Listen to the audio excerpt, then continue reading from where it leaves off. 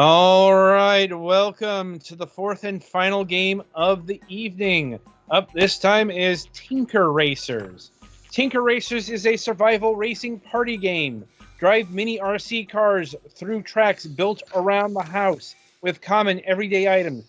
Forget the finishing line and just try to stay in sight. Up to 4 friends can join forces or compete with each other in local multiplayer. So yeah, the use of the word racers is a misnomer. Because this is not a racing game. It has the appearance like they're going with survival racing. What they really mean is vehicular combat. Oh no, Adam, what the fuck is this? A fucking disaster. Honestly, it looks like Petty Fan is mostly having combat against trying to stay inside the goddamn track. Oh, I was gonna build up to this, but sorry. Is it RC car controls? I'm like, God help you if your RC car controls like this. I just mean like format wise, where you always have to hit car left to turn car left. Not really. Or hit left to turn car left, whatever. No, it was pretty standard controls. Like then it could be worse. I guess.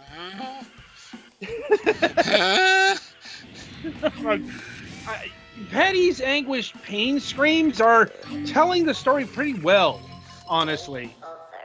Because I'll be honest, I only got to race 3 on this. Because yeah, the fucking controls. There's loose, and then there's whatever fucking planet this game came from. Yeah. I lost tutorial. What the actual hell? I'm like, I got to race 3 or 4. I got to the race where there were 3 opponents on screen. Because the problem isn't staying in sight or staying on track. It's making sure you're going in the fucking direction you want to go. I'm serious. There were times where I'm just like, okay, I'm going down and I can't seem to not steer away from this direction. I'm already directionally challenged. What the fuck is this? Once again, I'm like, yeah, I saw comparisons to Micro Machines on Steam. This game wishes, because here's the thing, Micro Machines had good controls.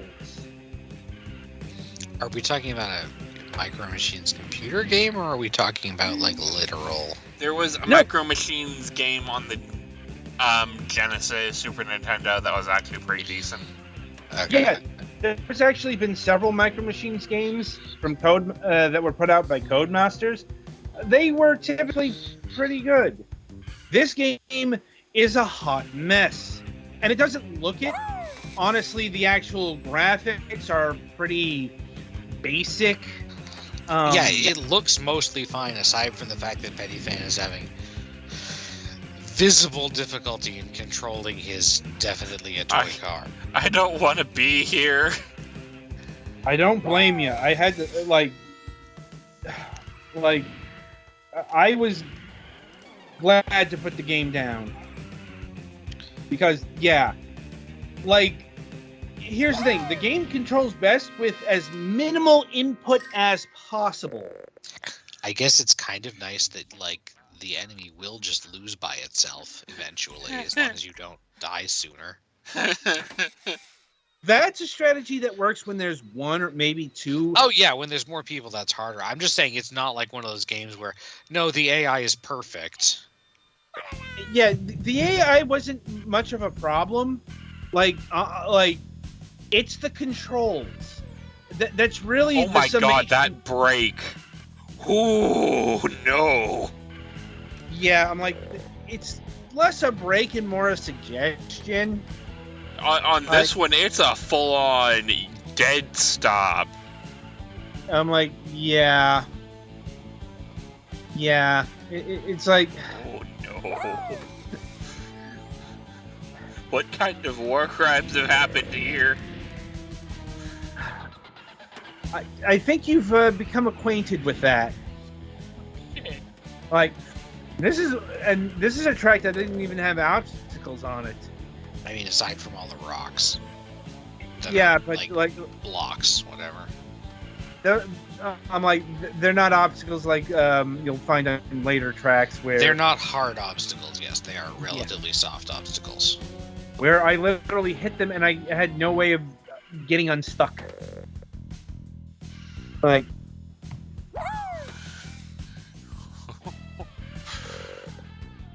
oh, I'm like, and I don't really have much more to say beyond that. Sometimes it's really easy to review these games. We retroactively add this into last year's worst of the year. Because oof. I'm like, believe me, I wish I could, because I'm the one who had to play this over the break. Like, I sympathize for you with this one. Oh my god. yeah, you share my pain. Like, and not the. Yeah, like right there, where you were bumping up against the hard object. That happened, but stuck. That was the opponent, but yes. Is there a reverse? Look, I had to ask. He's cute. Thinking they have a reverse. Yeah. Next you're gonna want competent turning. Yeah. Also, this game needed weapons. Like, just flat out needed weapons. Because, this is where the whole racing survival thing comes into play. Because, you can kind of swipe at your opponent, but there's not a real way to, get rid of your opponent. And especially with the controls being what they are, like, oh no. I don't get to pick what line they start it when I start in. Oh no. Yeah. Oh no. Wait, how did they get the fire butts? Oh, there is a dash. Okay. I don't think I want to try and find out what that is. No, you hit the red arrow and you'll dash. See? Yeah. That sounds bad. Yeah. I like. Anyway, I'll wrap this up. For when you want less control over your speed and.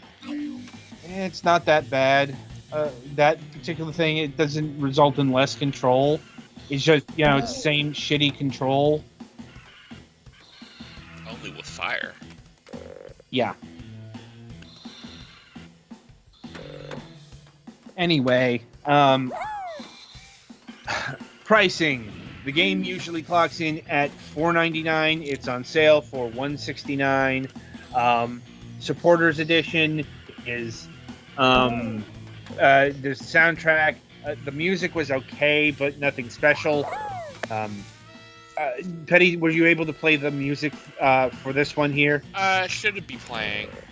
Whether or not it's playing well is another thing entirely. The Tinker Racers and Tinker Racers soundtrack. Point of order is this game is not worth any amount of money. No. Yeah, it is a fucking disaster, and this isn't even really a disaster that you can fix other than stripping it down and trying again. Yeah, like the controls are broken. Like, and that is a shame because had there been some sort of competent controls here, this would have been at least decent. Yeah. not amazing, but it would have been decent. But yeah. So first nominee for the worst of list for 2023 right here. Ooh, damn. Oh, yeah. So yeah. On that note, that will bring the review session to an end. And the week ahead. Right. So we do have a new installment. We do have 2 shows this week, and a new installment of MSP as well. On Wednesday, January 4th, we will be having Ken of Stranga Games on the program. Or at least we might. He told me that he recently got a new job and has to make sure that work doesn't collide with this. So yeah, I know we've had some trouble getting people from Stranga on before, just because life. Yeah, I'm like, well, we were supposed to have him on before the break, but he ended up needing to switch out because of his kid. And on Friday, January 6th, we'll be having Christian of Mechanical Moose. They have confirmed. And we're quite enthusiastic. So until Wednesday, I shall wish you good gaming.